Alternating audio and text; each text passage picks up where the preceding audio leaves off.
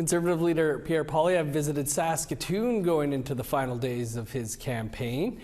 He shared his plans for his first 100 days if elected at two events, on Thursday night and another one Friday morning.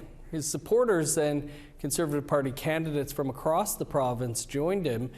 The Conservatives have not been interacting much with the media during this campaign, but APTN's Rachel May was allowed to ask him a question. Thank you for your time. I'm Rachel with APTN. So my question is, you introduced the three strikes rule, the Safe Streets rule. So famously, people love this. You spoke about a wonderful program where there's rehabilitation. Yes. The only pushback that I've heard from this is that with an overcrowding in our prison systems already, whether that's provincial or federal, where are these extra people going to go? Or are we kind of hoping that the prisoners who are in the system right now are serving longer sentences and having that chance for rehabilitation? That's a great question. So there are a lot of prisons that are there are vacancies in a lot of our prisons right now because soft liberal laws allow the most rampant offenders to go free.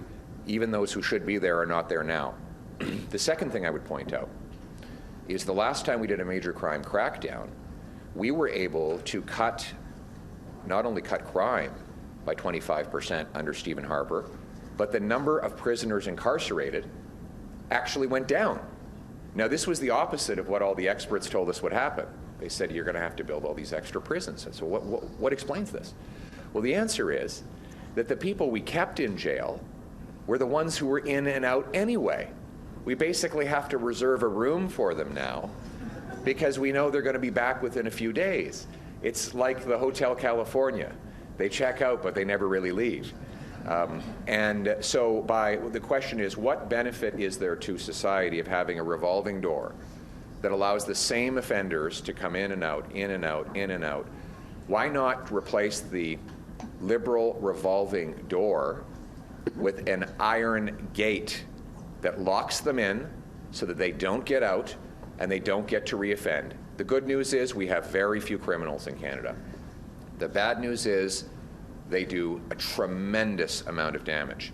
The same 40 offenders had to be arrested 6,000 times in Vancouver in a year. So that means 150 arrests per offender per year. Why didn't we just leave them in jail? There would be 6,000 fewer crimes if they were just left in prison after they started doing the damage.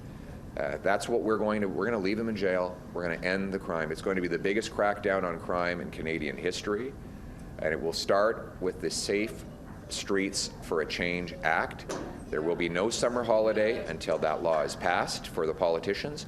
And I will say this, the choice in this election is after a lost Liberal decade of rising costs and crime, are we going to give them a fourth Liberal term? Or is it time for a change, to lock up the criminals and put law-abiding Canadians first? That's the change we need. Thank you very much. Thank you, everyone.